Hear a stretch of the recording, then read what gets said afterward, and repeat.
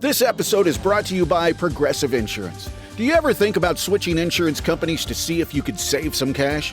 Progressive makes it easy. Just drop in some details about yourself and see if you're eligible to save money when you bundle your home and auto policies.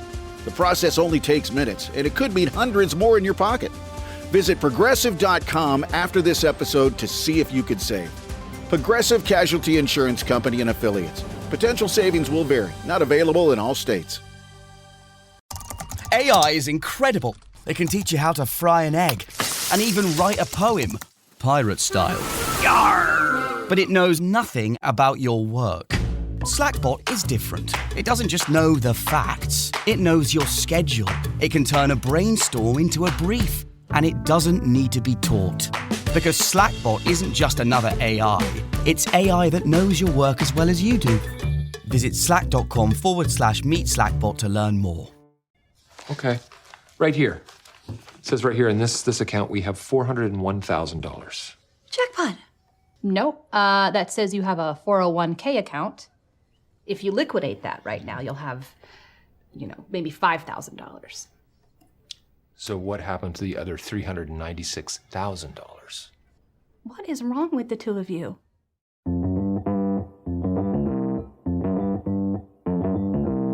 Live from Joe's mom's basement, it's the Stacking Benjamin Show.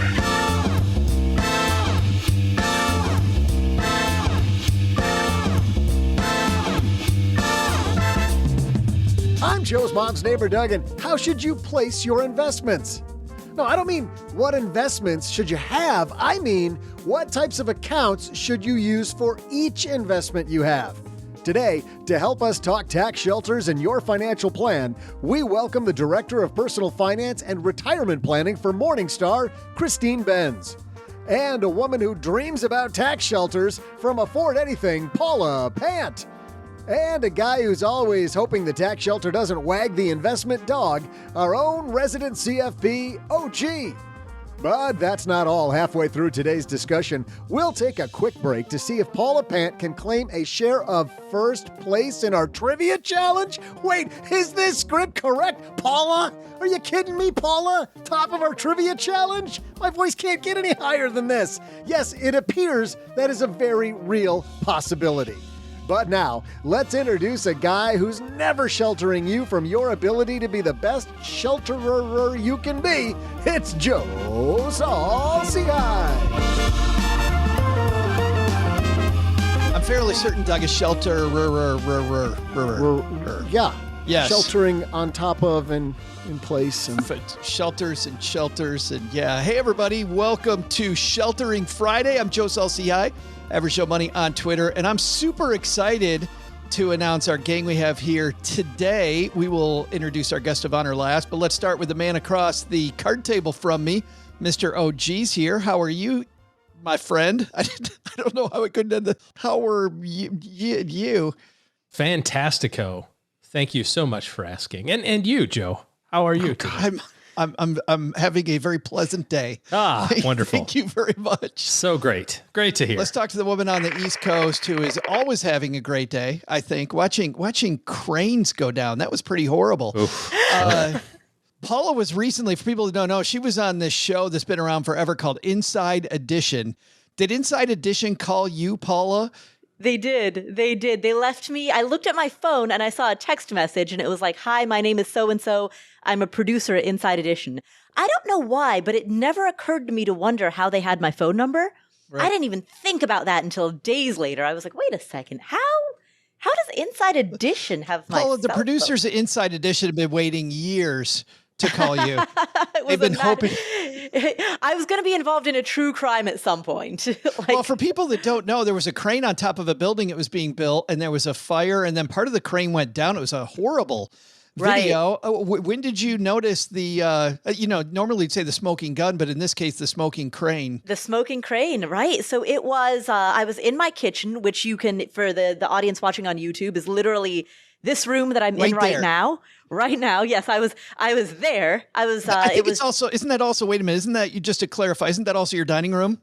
Yes, kitchen, dining room, living room. Yeah, where's the living room? The living room's there. This is also the living room.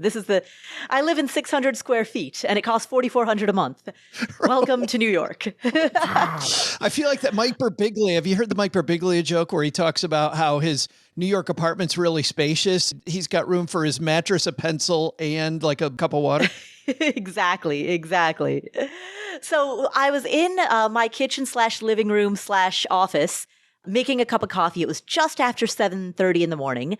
I look out the window and I see this black plume of smoke just emitting from the skyscraper, from the New York skyline, which immediately brings back 9/11 flashbacks, right? Nobody wants to see lots of smoke in the New York City skyline. And so the first thing I do is I take out my phone and I immediately start filming.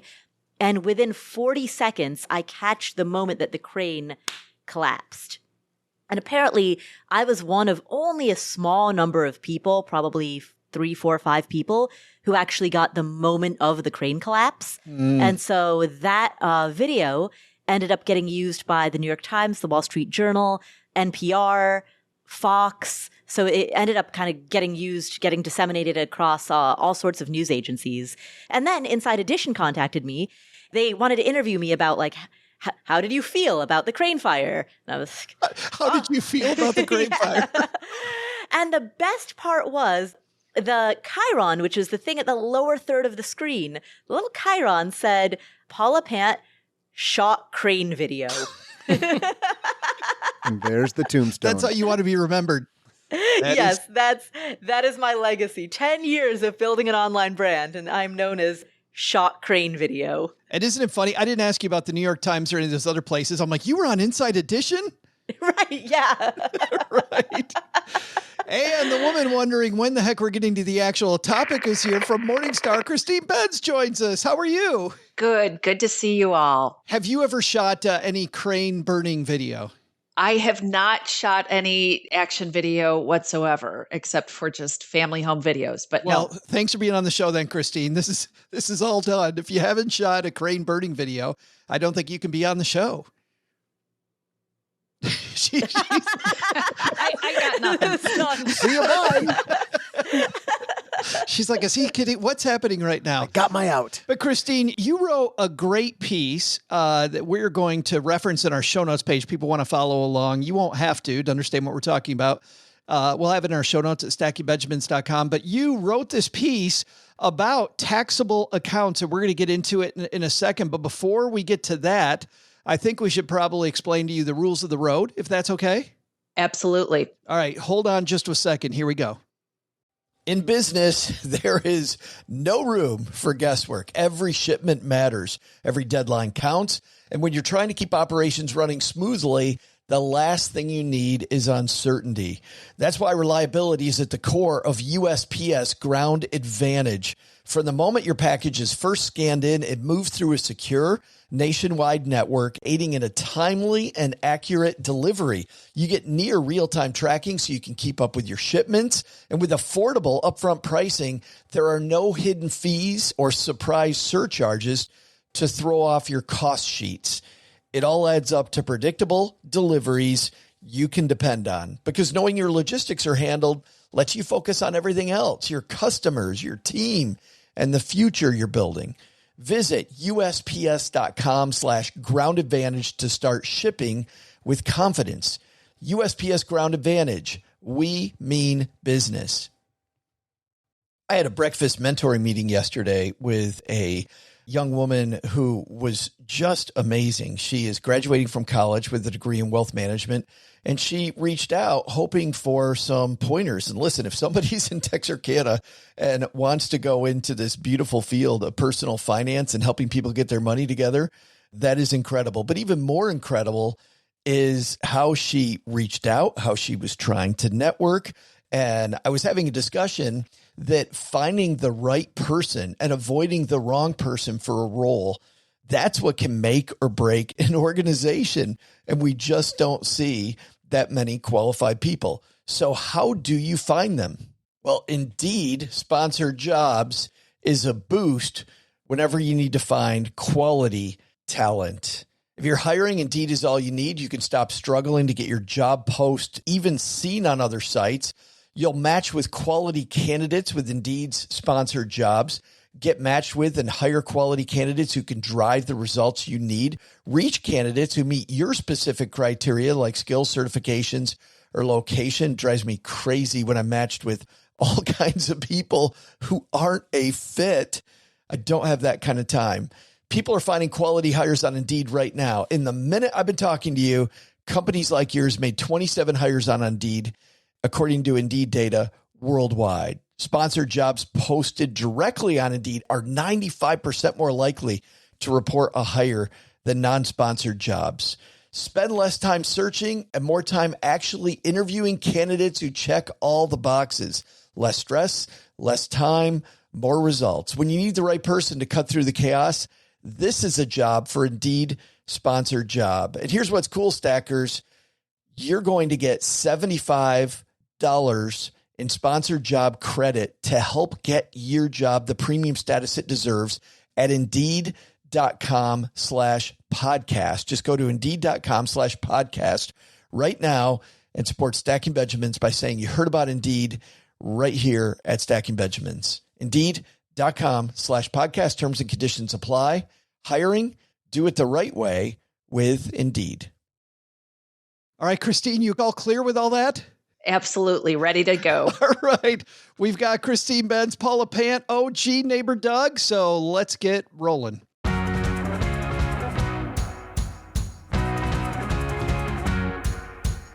As I mentioned earlier, our piece comes to us from Morningstar, and Christine wrote this piece, and that headline says, which accounts to keep out of your taxable account? And I realized, Christine, a lot of people don't really think about this, but what was the impetus for writing this piece on this particular day when you wrote it, June 30th of this year? Was there some idea you had or something that happened in the news that made you go, this should be our topic today that I write about?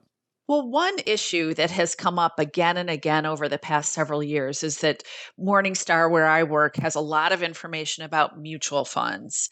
And one thing we've seen with mutual funds, traditional mutual funds, not exchange traded funds, is that some of them look really poor from the standpoint of holding in a taxable account. And specifically, we've had kind of a bad convergence of events for actively managed stock mutual funds, where there's been this stampede out of such funds and into index funds and exchange traded funds. And that has caused this negative cycle where funds have been required to sell stock to pay off departing shareholders. And that has caused them to realize capital gains, which in turn, they're legally required to pay out to shareholders annually. So it's just been this bad cycle for fund holders where they've gotten socked with these capital gains distributions at the end of each year. And if they own the fund in a taxable account, that means an additional tax bill. So that's been one reason why I've wanted to shine a light on this issue, simply because we have had just a really bad sequence of events for taxable investors. And I should clarify here, if you are investing in some sort of a tax-deferred account, an IRA, a 401k, something like that, you don't have to worry about this. This is not an issue for you. Put whatever you want inside your account. But this does matter if you have a taxable brokerage account, a non-retirement account. That's where you've really got to sit up and take notice of the composition of your investments. And the name of the game is to try to reduce these taxable distributions. You even noted in your piece before we really get rolling here that Vanguard gave people a really big surprise just not that long ago. Couple of years ago, right? This was with their target date series, and Vanguard has actually a superb lineup of target date funds, which are kind of one-stop funds for people who want to be quite hands-off with their investments. But due to some administrative rigmarole behind the scenes, the funds ended up making a big capital gains distribution. And some shareholders indeed did hold the funds in their taxable accounts and were socked with these big tax bills. So that was a particularly bad story in the realm of a number of bad stories in terms of taxation. Well, and part of this, OG, is the issue that you may not know, to Christine's point, you may not know that much ahead of time that your fund has these capital gains happen. When should people be on the lookout for these surprise capital gains if you think they might be coming? Well, I think this particularly was impactful last year, right? Where the market went down. We're all kind of conditioned to pay taxes when we make money, right? It's like, well, it's just kind of part of the thing we do. If you sell a house and you rental property and you make some money, you pay some taxes with that. If you have a stock and it goes up in value and you sell it, you pay some taxes on it. The problem is compounded when the market goes down, like 2022 was, and like Christine was talking about, there's all these distributions that happen, kind of behind the scenes, and you don't even know what's, that you're going to get hit with this. And then you get a capital gain distribution, you get a capital gains tax on your fund where you didn't take any money out. And you're like, how am I paying taxes on this? I lost, I'm down 22% last year in my mutual fund. And now I got to pay X dollars of taxes. And a lot of times, where do we pay that tax from? We got to sell the mutual fund to pay the tax, which generates a tax, another tax, which is kind of rough. Most of them, I would say, Christine, of course, knows this better than I think.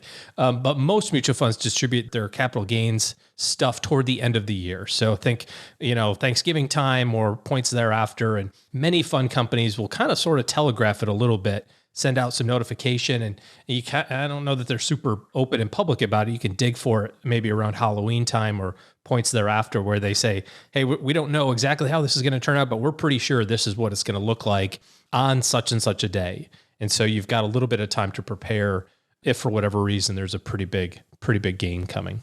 Christine talked about the stampede out of actively managed funds, and it truly has been. But if somebody is looking to buy an actively managed fund, I think I hear what you're saying is if you're thinking about buying an actively managed fund in October, maybe better make sure you know what the capital gains situation might be, because you might be buying into a bunch of gains that you don't even know about. Yeah. I mean that, and I don't know why you would be buying into any actively managed mutual fund at any point. I mean, active or passive, kind of your prerogative, but purely just on the tax side of things, why you wouldn't use an ETF instead of a mutual fund at this point is beyond me. Paul, a lot of our stackers are new to this whole tax game. If I'm looking at taxes on my investments, what taxes should I be considering? Should I be thinking about as I'm now going to start looking through my taxable accounts going, where might I get hit? What are the taxes that I should be on the lookout for? Well, take a look out for any taxes on dividends, because that's going to be fairly steep. Any dividends generated from any assets that you hold. Take a look at capital gains tax, short-term and long-term. Take a look overall at how you can, especially if you're new to the game, how you can maximize the number of tax shelters available to you. A lot of this can be avoided first and foremost if you simply sidestep the whole taxable brokerage account thing by stuffing as much money as you can into tax shelters. And I think a lot of people don't know that your HSA, for example, it is a tax shelter. Even if you don't expect to have a lot of health-related expenses, you can essentially use it as sort of a de facto additional retirement account by simply leaving money in there until you reach retirement age. Yeah. Christine, did I step on something you were going to say? Were you going to say something? No, I was going to add, though, sometimes people have these, what I call serial capital gains distributors in their portfolio, where a fund year after year has been making these big distributions. And so my point there would be, check your cost basis on the fund. If you've been reinvesting those capital gains distributions, that increases your cost basis. So when you sell, it actually alleviates the taxes that you'll owe at the time you sell. So I've written before that a tax efficient makeover, if you have this situation where you've got these holdings that are inefficient from a tax standpoint, because you've been effectively kind of prepaying your taxes, undoing that is apt to be less costly than you might think. So it comes back to checking your cost basis. If you own a mutual fund, compare it to the current net asset value of the fund. And if there's a big spread, well, maybe that's reason to take pause before making a sale. But if the two things are fairly close together, that suggests that the tax bill due upon sale of that fund not as big a deal then later. Not that big a deal. Yeah. Let's have you start us off, by the way, shining a light on some of these. You talk about some of these offenders every year, right? You've got a list of some of them. You started off, and you mentioned this already, with target date funds. Can you explain to some of our stackers about why a target date fund might have a higher tax load than other funds? Sure. And I wouldn't say just target date, even though they do tend to be pretty tax inefficient. Any sort of balanced fund, anything that's combining stocks and bonds. Would that and include kind of would that include like a robo-advisor type fund then too? Well, some robo advisors are a little bit different in that they explicitly manage to reduce the tax drag. Okay. So it would be hard to make a blanket statement about robo advisors because some of them specifically, that is their value add, is doing things in a tax efficient way. But anytime you're looking at a managed type product that you're buying where you're bundling your investments together with other investors, there you can run into a little bit of tax trouble for two reasons. One is that most of these kind of balanced funds or target date funds are holding a combination of stocks and bonds. Bonds kick off what's considered ordinary income tax, which is taxed at a higher rate. So it's taxed at your income tax rate, basically. And so they hold bonds. And then the other knock against them is that typically they're rebalancing back to some target allocation, whether it's 50-50 or if it's target date fund, it's getting progressively more conservative and more bond heavy. So what that means from a tax standpoint is that they're selling appreciated equities typically, and they are paying little bits of taxes along the way, or shareholders in them are. So those are the two things that make balanced funds not ideal candidates for a taxable account. There are good workarounds. Vanguard has an excellent tax managed balanced fund that's explicitly for taxable accounts, but most balanced funds, most target date funds are sort of intended for an IRA, a 401k. They are not managed with regard to tax efficiency at all. Yeah, and I can't wait to get into solving some of these problems. And before we dive too far into that, REITs are on Christine's list here.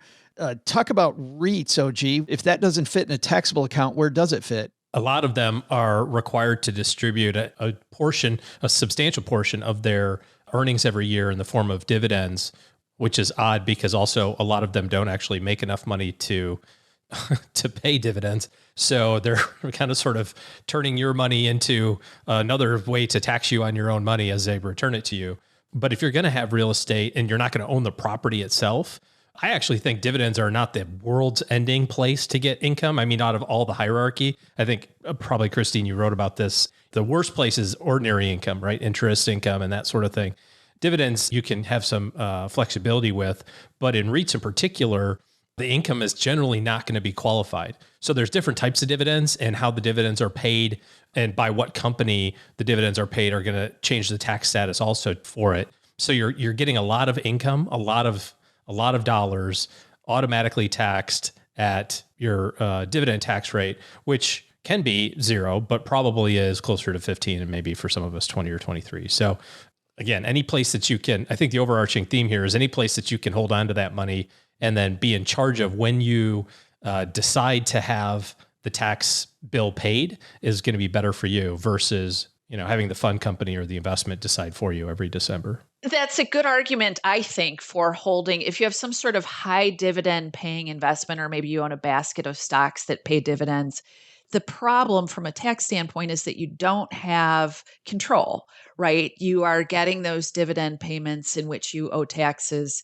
year in, year out. Not a big deal if you need the income, but if you are in accumulation mode, especially, it suggests to me that if you have slots in your tax sheltered accounts, use those for the dividend payers, and ideally, focus on capital gains producing investments in your taxable account. So there's a great spot for, say, a total market index exchange traded fund. And I'm glad you mentioned that, because I also want to mention, we're talking real estate. A REIT in a taxable account, maybe, to your point, it's not that great an idea, but the opposite's true for other types of real estate. If you're buying a rental property, putting that in your IRA comes with a whole different basket of challenges that we want to make sure we avoid. And if I'm buying real estate, it's just an exceptional way to have a capital loss. That's how that's my recent experience with Paula's got a course coming out soon to help you solve that problem, OG. Yeah. No, I was going to say we made money on the real estate, but along the way we lost money every year. So it was great. It's the way the taxes work. You can't write it off. So yeah, if you're going to own individual property, obviously there's a great example of something that's not going to pay a dividend, right? If you own an apartment building, you're not going to get a dividend on your apartment building. You're going to get the appreciation on that. And to Christine's point, you get the opportunity to decide, okay, now I want that capital gain to materialize. And with real estate, of course, you have some other You can flexibility. see some income off the tenant though. Yeah, you could. Absolutely. I mean, that's the goal, right? Is to generate income. I don't have any personal experience with that, but allegedly it happens. That's the conventional thinking. I mean, from a business standpoint, but there's a big difference though with income that's coming from a business where, again, there's so much more flexibility associated with a P&L. And it's like I have rental income and now I have expenses that are tied to that income that I can use to offset that income. That's a whole different type of income than just, going, here's a check for $20,000 from your, $500,000 in a brokerage account. And you got, $20,000-$30,000 of dividend income. And all of a sudden now you owe $7,000-$8,000 a year in taxes just for making money. There's another conundrum on this list, Paula, which Christine lists. Bonds could be problematic. On one side, you think about non-IRA money is the first line of defense that we can go to. So we want to have very conservative stuff there. Bonds, very conservative. But if they're not municipal bonds, whether you get these tax advantages or if they're not partly qualified, you run into tax problems. So how do we do the bond shuffle where we're keeping our low risk stuff in hand where we can get at it first before the up and down stuff, our stocks, our real estate, but at the same time avoid tax? Right. Fundamentally, what you're asking about is the interplay between asset location and asset allocation, right? Yes. And again, don't let the tax tail wag the decision dog. But if the tax inefficiency of bonds are significant enough that you want to rethink your asset allocation and you want to be conservative with what's outside of your tax shelters, you could at least consider, and you should talk to a financial advisor about this, more of a barbell allocation where you hold cash equivalents in hand for the most conservative element of your portfolio and keep some riskier assets in your portfolio. There are pros and cons to that, Sure. But it's something to consider if you don't want to, if for whatever reason, whether tax or otherwise, you don't want to be holding on to too many bonds. Another way to do it is simply to lean more heavily on things like tips, to go into laddered CDs, to diversify the various more conservative elements of your portfolio. Oh, gee, I know you're a big fan of that barbell approach, but Christine, I know one of your other favorite topics to talk about besides this one is retirement income strategies. It's something I think not enough people talk about. We talk about how we put it in. We don't talk enough about how we're going to actually take it out. How have you worked around this kind of bond conundrum between a taxable account and having your money available when you want it? Yeah, in retirement, it gets a little bit more real, right? When you're actively drawing your cash flows from your portfolio. I think as retirement approaches, it helps to be super thoughtful about kind of figuring out, and here, a financial advisor, tax advisor can really be money well spent in terms of strategizing about where you'll go for cash on a year-to-year basis. Kind of the traditional sequence of withdrawals that everyone has heard about is that you would start with taxable in terms of your withdrawals, then move on to traditional tax deferred, then leave your Roth to last because they are generally the most advantageous assets to hold and also for your heirs to inherit. Whereas those taxable accounts, even though we like the flexibility that comes along with them, you are taxed on your capital gains and dividends as you go along. So that's sort of the intuition behind exhausting them first. When you talk to actual financial planners doing this work, they say, well, you really wouldn't want to be so methodical where you would exhaust one balance and then move on to the next. In reality, in a given year, most retirees will want to probably take a little bit from taxable, a little bit from tax deferred, with an eye toward reducing the tax bill over the whole of the retirement life cycle. So it gets a little bit complicated, which is why I say, unless you're super comfy with this topic, get a little bit of advice to help model this out. Well, I know, oh, gee, she's singing off your song sheet right there because staying tax diversified because you don't know the future is kind of something you emphasize quite a bit. It's interesting that we're talking about this because I just read an investment news article from Ed Slott where he said he wants to completely give up on tax deferred accounts. Like tax rates, his belief Make it all Roth. Yeah, all Roth all the time. There's no benefit in tax deferred accounts at all, or, tax pre-tax accounts, I guess, better way to say it, based on where he projects tax rates to be. But the reality is that there's real benefit in having the flexibility of all of those things. The idea of tax deferral is to pay taxes at a more advantageous rate, right? So you defer it today at today's rate and you pay it in the future. And one of the ways to do that is to have resources outside of those taxable accounts or tax deferred accounts. So you can say, okay, well, let me convert this money at my 10% bracket into this, tax-free side where I deferred it at 20 or whatever the case may be. But you have to have the flexibility along the way. Coming up after the break, we talked about really what's at stake tax-wise by having your investments in the wrong place. I think a lot more friction than many of our stackers thought maybe before they heard this. But tactically, how do we actually get this done? How do we move our stuff into the right places? We're going to ask our panel that. But before we get there, on Fridays, if you're brand new to the Stacky Benjamin Show, we have a year-long competition going on between our three frequent contributors, my co-host OG, Paula, and Len Penzo, who, Christine, you are filling in for Len Penzo from lenpenzo.com. And that means good news and bad news, Christine. You want the good news first or the bad news? Give me the bad news. Well, the bad news is unfortunately you're going to have to guess first because you're in first place. How did I get in first place? Oh, Len's in first place. Yes, because you are Team Len Penzo. So no, of course you would have been way in first place if it was just you and not Len. Come on. You and Team Len are at 11 points. I totally agree with Doug earlier. I don't know how this happened, but Paula, who is hyper intelligent in every other aspect of her life, has a history of being in last place in this thing. But somehow this year, Paula's got 10. Paula's 1 point away from being. How did this happen, Paula? What can I say? It was skill. It was training. It was the fact that I was on sabbatical for the first 6 months of the year, and so other people, alternates, were playing for me on my behalf up until about like a few weeks ago. I only came back. I came back to Stacking Benjamins a month ago. June. Yeah.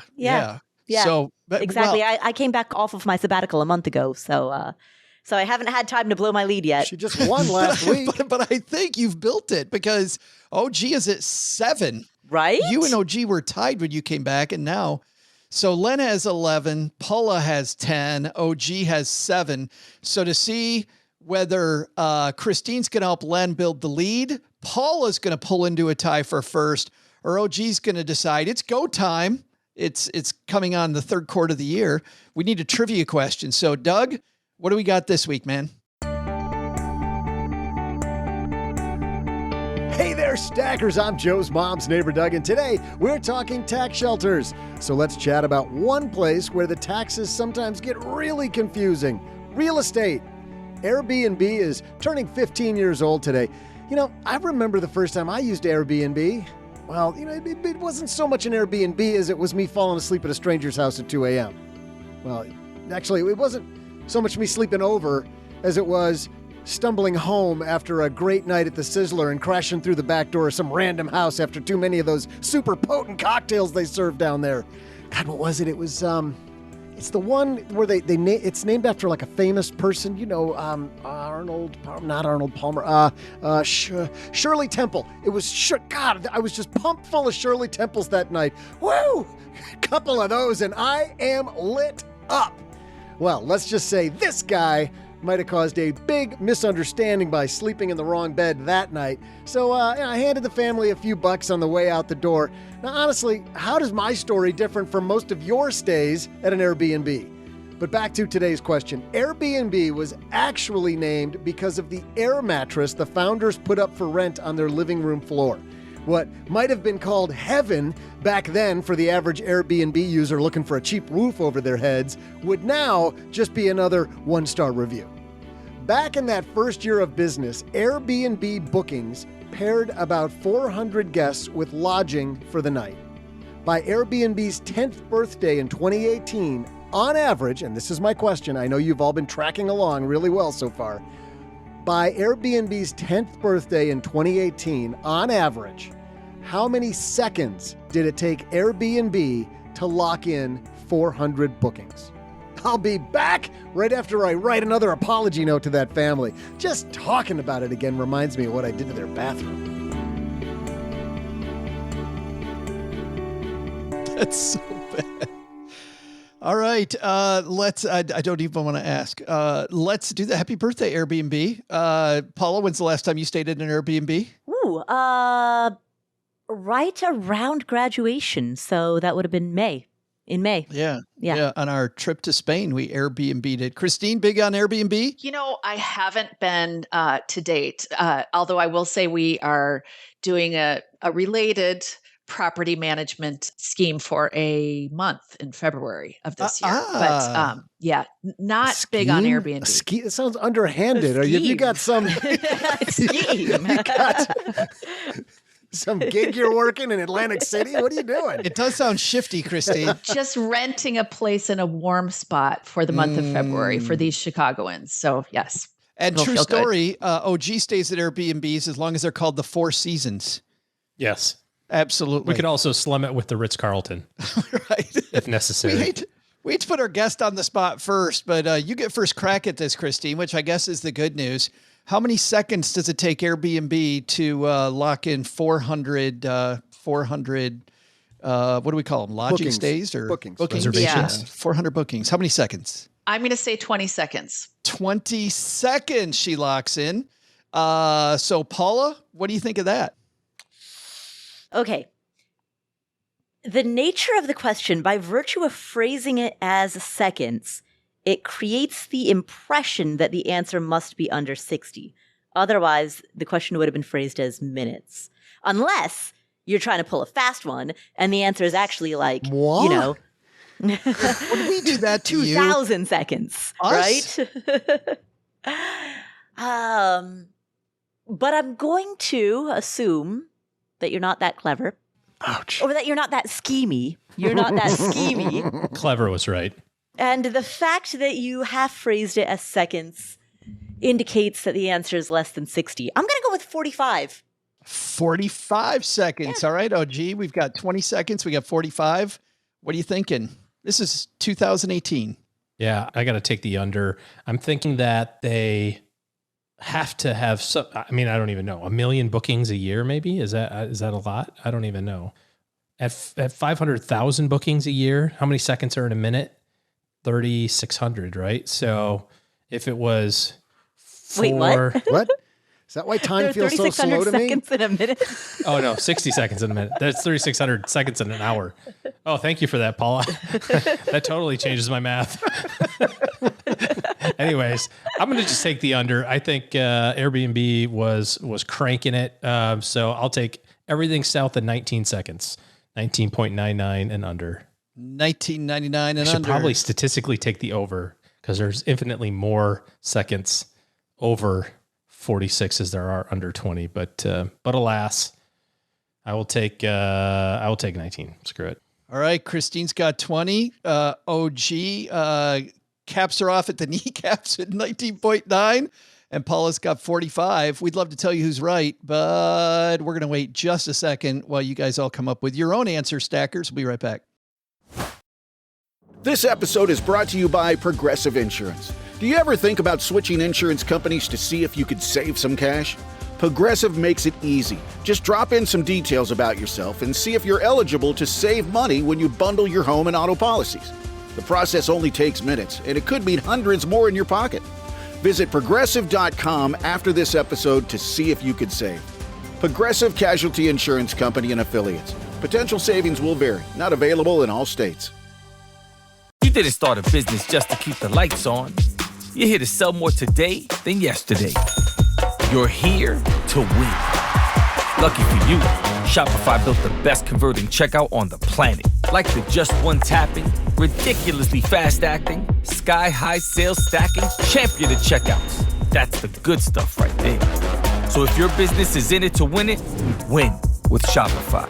Start your free trial today at shopify.com/win. Christine, you started this off at 20 seconds. How you feeling? Pretty good? I'm feeling okay. Not great.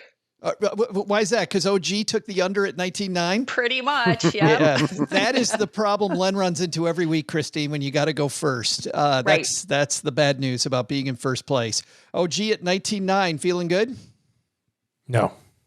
Not at all. So, Paula, that must mean you feel great if OG feels horrible. I don't know. I mean, on one hand, I have the widest of the ranges. On the other hand, having no idea what the answer is, I mean, it might be 1 second. Who knows? And I think over time, you probably learn not to trust your gut so much because you've thought on many occasions that you were doing well, and that wasn't the case. So One normally exactly. would learn by now. Is it today? Doug, what's our answer, man? Hey there, stackers. I'm Shirley Temple Chugger and designated driver advocate, Joe's mom's neighbor, Doug. You know what's nice? The friendship I've made with that family that I accidentally spent the night with that fateful day over a decade ago. Sure, I call and they say things like, "You again?" But I know what they're really saying. "Oh, Doug, you again." It just warms the heart to know you've truly touched someone. Here was today's trivia question. Airbnb booked 400 lodgings in their first year in business 15 years ago. By their 10th birthday in 2018, how long did it take them, in seconds, to book 400 lodgings? The answer? Well, I'm not going to tell you right away, am I? Airbnb's notoriety had grown a ton by 2018 to the point that Airbnb had become synonymous with some people as a true hotel alternative experience, plus a laundry list of household chores to do before you check out and booking fees that Marriott could never get away with. But that's a whole different show. Airbnb has become so famous that by 2018, they were booking, on average, 400 lodgings every... I'm not just going to give it to you. I can't do it just yet. But I will say this. Paula was off by 75 seconds. OG was off by 101 seconds. And Christine was off by just 100 seconds. So who has won? It seems like the Earth is wobbling just a little bit worse than normal because the answer is 120 seconds and Paula was the closest. Unbelievable. It was What is happening? Every 2 minutes. What is happening? They would book 400. And yes, Paula, would we mess with you? Of course we would. We'd phrase it as seconds. But what Paula tied for the lead. Wow. You're here on a big day, Christine. Amazing. This is a huge moment. I don't know if you realize what a huge moment this is. Well, I have to apologize to Len, too, for blowing his lead. Oh, Len would have blown it on his own. So he is fine there. Time for the second half of this discussion. Back to business, people. And the second half is brought to you by depositaccounts.com. Paula Pant, you know what happens at depositaccounts.com? You find out that the normal deposits you make are nowhere near the best in class? Maybe. No. But I've never stopped in my tracks and you totally stopped me. At depositaccounts.com, you will find that all the different interest rates out there on savings accounts, checking accounts, money market funds, and CDs are ranked head to head on many, many different banks. And in fact, let's do it right now. Let's go to depositaccounts.com.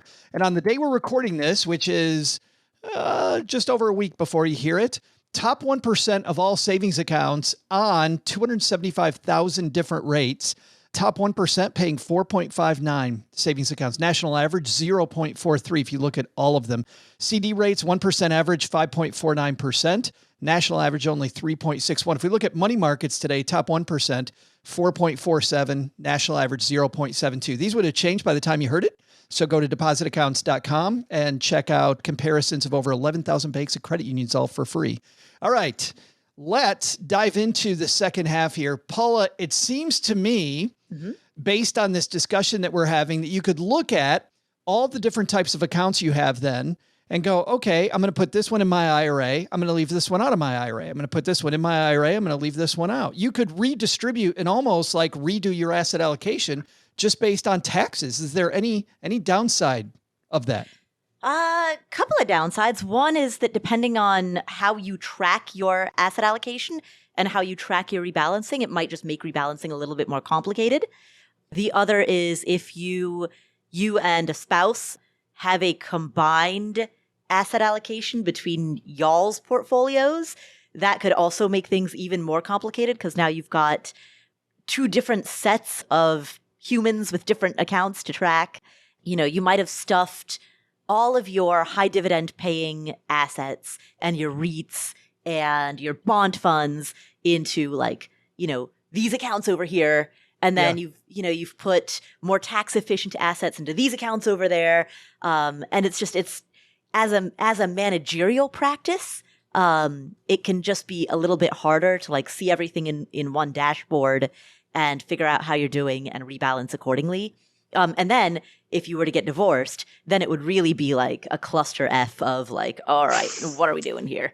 So I think the complexity, the short answer is complexity. I just gave a complicated answer to describe the concept of complication.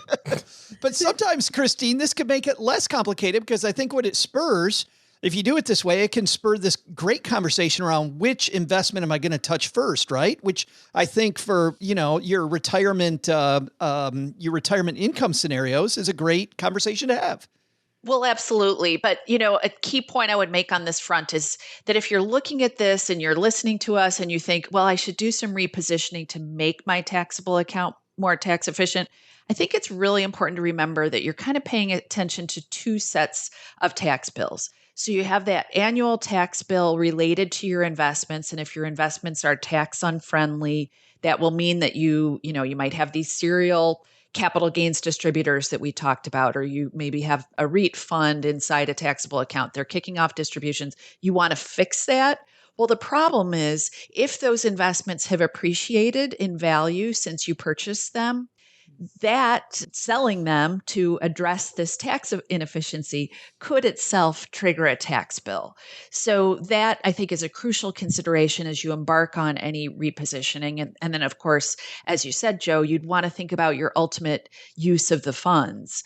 And so you would want to position your more liquid assets, ideally, in those funds where you would expect to tap them earlier in your distribution years. That makes me think that maybe the first thing I have to do is take a look at those capital gains and exactly what I would owe ahead of time before I move anything. I'm thinking almost like a tax audit, right? I'm thinking a spreadsheet as you're talking, where I know what the tax bill is going to be if I do this. But that notwithstanding, I started thinking, earlier on, you talked about a lot of financial planners, Christine, talking about Roth IRAs and leaving those for later because there's no required minimum distribution. I can save that money and maybe get even more aggressive there. But I think on the other side of that, if I'm not using a Roth IRA that much right now, and I open up the Roth IRA, if I've had that open for 5 years, I can then move money in and out of that. I could use some of these investments as short-term stuff inside my Roth, have it available inside my Roth. Is there a problem with that type of a strategy, moving some of this just to a Roth so that I have it available if I end up needing it? Well, good point. So you can do all the repositioning you want within your tax sheltered accounts, whether Roth or traditional tax deferred. So you could just go nuts making changes to position them to support your eventual distributions. I think that's a key point here, that if you are holding tax sheltered accounts, none of this that we're talking about related to tax efficiency really matters to you. Yeah. Oh, gee, with what Christine's talking about you may pay some taxes making these moves, shifting things into the right buckets. It also brings up there may be some fees out there that people might be looking at. What are some of the fees I might have to worry about if I'm going to move stuff from bucket A to bucket B? Well, ultimately, if your mutual funds or if your investments are held at different places, there could be, each one of those places could have individual cost structures associated with making changes to your asset allocation or repositioning those. Generally speaking, most of the big investment firms, your Fidelities and Schwabs of the world, which I guess it's just basically now Fidelity and Schwab, since TD is going bye-bye in 15 days, have transaction-free type scenarios. So it's unlikely that you're going to pay commissions or have a lot of cost to do that. But I think that ultimately the way that you want to kind of approach this is this just a symptom of, again, trying to optimize to the nth degree, but not solving the actual problem, which is I'm not saving enough money for my goals, right? I think all of this is kind of icing on the cake. And sometimes we get so focused on cost structure, internal costs of mutual funds or internal costs of our ETFs or asset allocation or tax strategies. And all of these are super important to do, but these are like the pinnacle of the pyramid of what we're trying to do. If you're sitting there going, all I can do is save $50 a month for my retirement, it doesn't matter where you put it, from a tax standpoint. Like, you need to be saving $500 a month. Like, that's where, a lot of your focus is. And I think the other thing to consider too is if you start building toward or building an allocation that is more tax efficient, is it okay to recognize that for a period of time you'll be inefficient, but then eventually have enough money that that inefficiency is such a small percentage, right? You don't necessarily have to like go out and redo all of this stuff. If you just start building it in the right place moving forward, especially if you're young, you could say, well, geez, I didn't do this right for the first 10 years, I'm 30, but for the next 30, I'll get it right. By the time you're 60, the inefficient stuff will be such a small percentage of the efficient stuff, it won't even matter. So be careful spending a lot of time on this if some of the other things aren't handled appropriately. I got another question that I'm thinking some stackers might be just yelling at their device, ask this. So I'm asking it for that reason. If I've got a particular stock or thing I'm hanging on to, I want to move it from my taxable account to a Roth IRA or an IRA. Oh, gee, is it possible to just transfer it in kind over to those accounts so that I can shelter it? Or do I have to sell? Well, that's custodian specific. I can tell you that I've not seen it happen because of the valuation differences minute by minute, kind of second by second as you're moving it. There's no obligation for Fidelity to say, hey, I want to move this today. They don't necessarily have to move it that nanosecond. I'm sure there's a way to do it, but I've had this come up a number of times as we've tried to move pre-IPO stuff.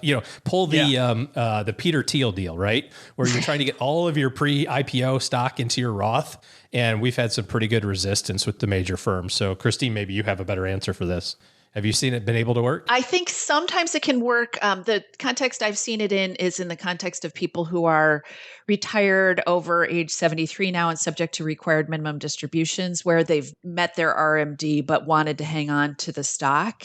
And that can be particularly valuable if you think that the stock is very cheap for some reason. So effectively, you're extricating yourself from the stock at a fairly low tax bill, but that's kind of a niche case. The point I would make is that if you're moving money from a taxable account to a tax deferred account, it seems to me that you'd still owe taxes at the time of that transfer, even if your goal was to maintain the same number of shares in the tax deferred account. I think the tax bill would be what it is. That's something to keep in mind. And then, of course, you'd also be subject to the contribution limits that apply to IRAs each year. Yeah. I didn't think of it from the logistical standpoint, which is it doesn't matter if you sold it or didn't sell it. The IRS is still going to look at this and go, well, you just took this asset that was, had some built-in gains or something, and now you've moved it. We want our pound of flesh right now. So. Exactly. And, I will say periodically I have my IRA living alongside my taxable brokerage account and annually do those transfers. And it actually counts as a sale, when I execute that transfer from my taxable account into the IRA, it's classified as a sale. Right. Paula, on a different topic, I'm thinking on Afford Anything, you often talk about thinking about how you're actually thinking. Right? Right. How are you actually thinking about this? We talked earlier about some of these positions you might want to move, but as Christine said earlier, the tax bill might be huge if you make that move. So how would you think about the thinking around, do I leave it the way it is versus take the tax hit today? Is there some crossover point that you're building in your brain as you're making that discussion for our stackers out there? Sure. I would think about what is an hour of your time worth? In terms of if you were to work a few extra hours and bill a few extra freelance hours, or put in a few extra hours at your primary job in order to aim for a promotion, or outsource an hour of your time to do lawn care, right? Well, what is an hour of your time worth? How much of your time, or how much do you pay the babysitter? What's an hour of your time worth? How many hours is this going to take? How much of a cognitive load is this going to carry? And how does that compare to the actual dollar amount that you might save or optimize by doing this? If you have a better place. Yeah. Yeah, exactly. So if you've got like a pretty big portfolio and you are managing a lot of money to such an extent that managing your money is a better use of your time than making more money. And some people, if you got a lot of money and or you're just kind of over it with your occupation, that might be your situation. But if you, especially, the alternate, I think more often than not is true. If you don't have a big portfolio, if you are relatively young in your career, or if you're just relatively excited about your career and excited about money-making opportunities, it's probably a better use of your time to think about this with regard to new contributions that you make, but not stress. Like OG was talking about earlier. Yeah, exactly. Yeah. Exactly. Yeah, think about it in terms of new contributions. Don't stress too much about what's already there. But caveat, there's going to be a big difference between the 25-year-old who's listening to this show versus the 65-year-old listening to this show. Well, I do think that's great on both ends, because for the 65-year-old, to your point, you could potentially save a lot of money by doing some of these repositionings. For the 25-year-old, I think, building it the right way initially with this thought in mind is a great place to start. Because I think most 25-year-olds are not thinking about, the tax bill later on down the line. I think this is a great place to end this conversation, see what everybody's doing where you work. OG, we'll have our guest of honor go last. OG, what do you got going on this weekend, man? Well, this is the first week that the kids are back in school. So they are tired and cranky. And so we're going to make them go to bed early on Friday. I don't know. Is that just heaven for you then? Friday night, then you get to go to bed at 8:30 instead of your normal 7? Is that what you're trying to say? Go to bed at 9:45. Sharp. Yes. Exactly. If OG's awake at 9:46, something bad happened. Something is amiss in the universe. Paula, what's happening this week or next week at Afford Anything? So on the Afford Anything podcast, we've had a bunch of good interviews lately. Peter Atwater, the economics professor, Simone Stoltzoff. He talks about, he's a consultant who specializes in workplace satisfaction. And so he talks about the risk of over-identifying with your work and why that can be risky and how to, and that's a distinct conversation from work-life balance, because it's not about time allocation. It's about the identity investment that we have with work. Which tears people apart often if you over-identify when you reach financial independence. Exactly.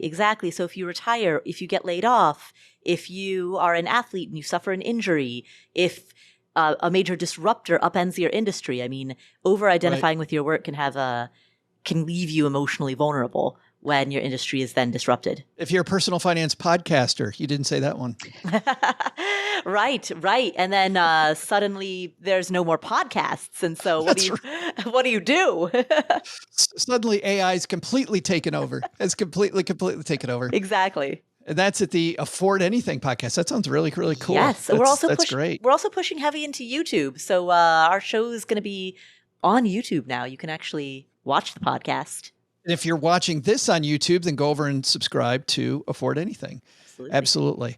Christine, thanks so much for two things. Number one, for joining us today and putting up with us. But second, for writing this piece. This is a great discussion that I think is long overdue that people don't think about. So thanks a ton.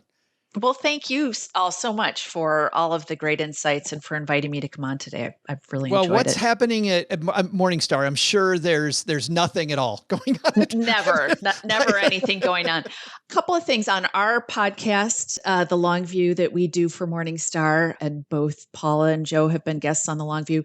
Our upcoming guest is Manisha Thakur, and you may know Manisha. She's got a new book that is absolutely fabulous about the concept of enough, and not just financial enough, but the idea of feeling like our self-worth is completely defined by what we're doing, what we're getting done, what we're contributing, what we're putting out in the world. And her book acknowledges that, of course, that stuff is super important, but it can't be the sole foundation of what constitutes ourselves. So love Manisha, love delving into her book. And so that's one that we've got coming up that we're super excited about. That's absolutely fabulous. And I've heard so much good stuff about that book too. I can't wait to listen to that interview. I have to also tell you, Christine, publicly, you put me on the map with one of my friends here in Texarkana, who literally has known that I've done a podcast for the last, 13, 14 years, whatever number of years we're on now.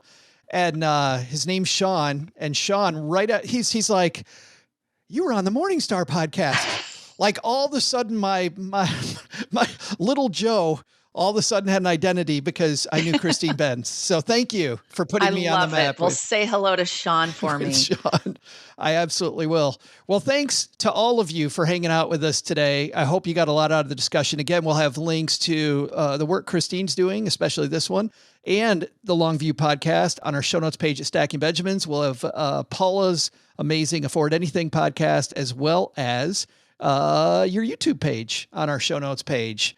Doug, man, there's a lot of takeaways today, but let's narrow it to 3. What should we have learned today?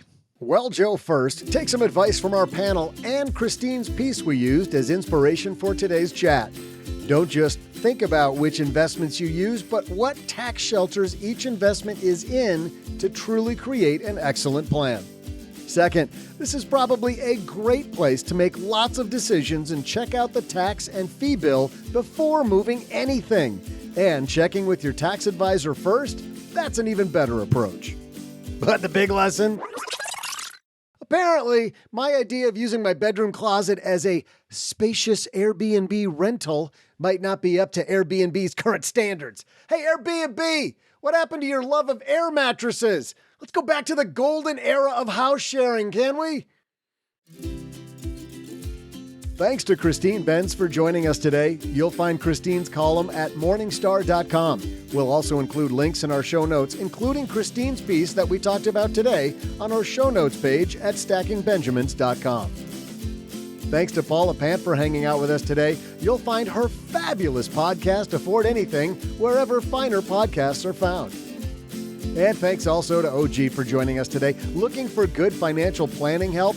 Head to StackingBenjamins.com/OG for his calendar. This show is the property of SB Podcasts, LLC, copyright 2023, and is created by Joe Salcihai. Our producer is Karen Repine. This show was written by Lacey Langford, who's also the host of the Military Money Show, with help from me, Joe, and Doc G from the Earn and Invest podcast.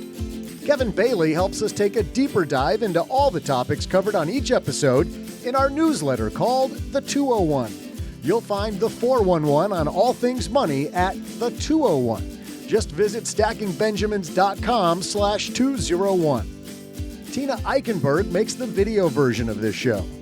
Once we bottle up all this goodness, we ship it to our engineer, the amazing Steve Stewart. Steve helps the rest of our team sound nearly as good as I do right now. Want to chat with friends about the show later? Mom's friend Gertrude and Kate Yunkin are our social media coordinators, and Gertrude is the room mother in our Facebook group called The Basement. So, say hello when you see us posting online. To join all the basement fun with other stackers, type stackingbenjamins.com/basement. Not only should you not take advice from these nerds, don't take advice from people you don't know. This show is for entertainment purposes only. Before making any financial decisions, speak with a real financial advisor. I'm Joe's mom's neighbor, Doug, and we'll see you next time back here at the Stacking Benjamin Show.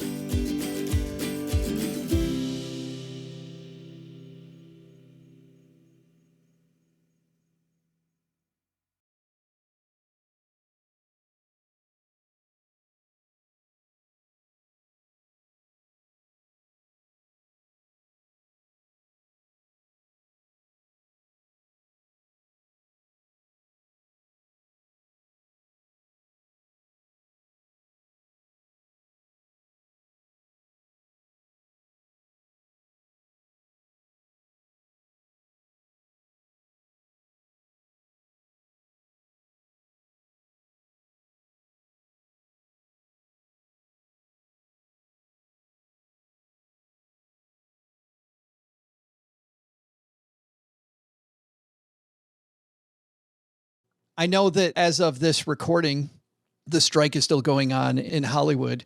And a lot of that is related to things like ChatGPT, something that we've seen in our space.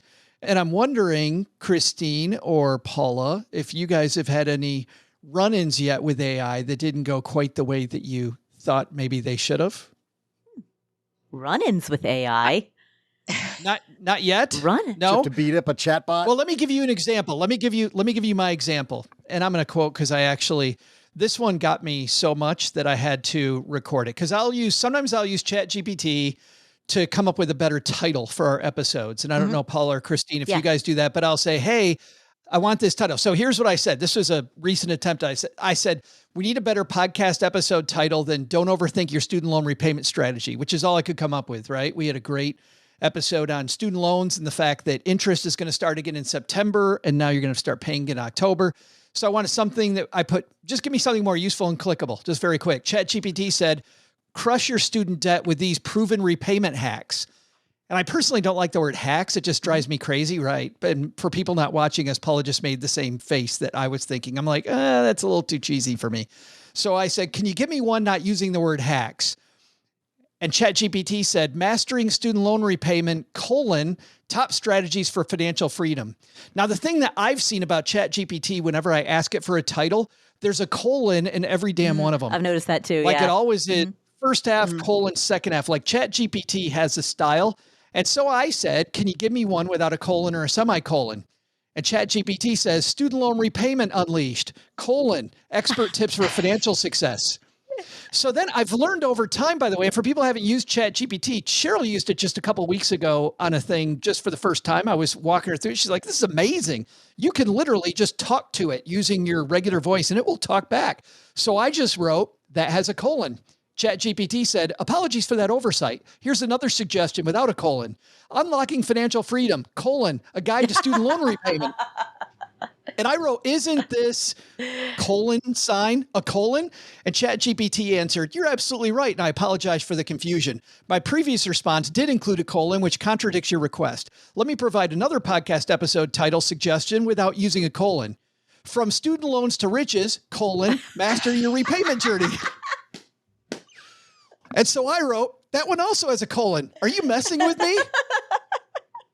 And ChatGPT said, I apologize for the oversight once again. It was not my intention to mess with you. I appreciate your patience. Here's another suggestion without using a colon.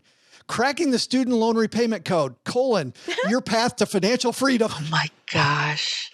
And so I wrote, that one also has a colon. ChatGPT said, I apologize for the mistake again. Seems I misread your request. Here's another attempt without using a colon. Demystifying student loan repayment, your roadmap to financial freedom. And I put, wow, you can't make one without a colon, can you? And ChatGPT answered, I apologize for the repeated oversight. It seems I was having trouble providing a suggestion without using a colon. Yeah, no crap. Here's another attempt. Listen to this. Here's another attempt. And I assure you, there is no colon in this title. Empowering your finances, the immediate student loan repayment guide. Wow. So Joe answers, there totally is a colon right after the word finances. And ChatGPT says, you're absolutely right. And I apologize once again for the mistake. I appreciate your understanding. Here's another attempt without a colon. Student loan repayment decoded, your path to financial freedom. And it just kept going. It just kept going. But if you guys had any of that goodness, Christine, if you had any of that goodness using a ChatGPT or similar tool? I have not experimented with it a lot. A couple of anecdotes. My manager, I hit my 30th anniversary at Morningstar, and he asked ChatGPT about me, and it spit out something that was accurate and also kind of sweet. At the end, it said, in addition, Christine is noted for being exceptionally kind and humble, which I don't know where it got that, but I was like, yay, ChatGPT. And then. So Christine right now, by the way, is like, Joe, quit picking on my friend ChatGPT or I'm going to kick your butt. We had a guest coming on the podcast during our investment conference. I think it was and we're always super busy, my colleague Jeff and I. And so to get us started, we were interviewing an economist live on stage. We asked ChatGPT to supply some questions. And we looked at its output. We noted that this person had a special interest in fixed income securities. And we looked at the output and said, that is not a terrible start for us. And it actually kind of just lit a fire under us to get it done. So far, my experiences have been better than yours, Joe, but they've been exceptionally limited. Oh, I wouldn't, Christine, keep going back if they weren't good, because a lot of the time it does give me it's better than a blank page by far. Right. Yeah. Except in this case. Yeah. Joe, I had an eerily similar experience. I asked it to act. I think you try to come up with, or you coax it to be a certain persona. So I said, act like you're a golf professional and tell me what are the top 3 things I can do to improve my golf game. And it said, improving your golf game, why quitting is your best course of action. Snark. Wow. Oh, ChatGPT with a great sense of humor. Damn colon. That's awesome.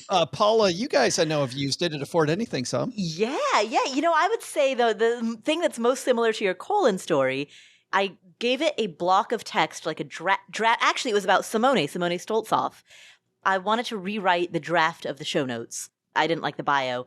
And so I copy-pasted that block of text and said, hey, can you just rewrite this in a way that's more conversational, more user-friendly, a little easier to read?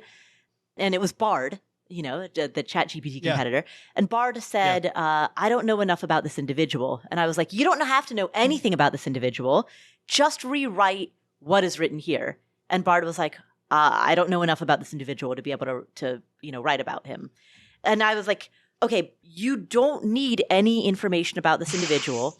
It's all inside of this thing. Yeah, just take the text that I have here, and I just need you to restructure the sentences to make them more reader friendly.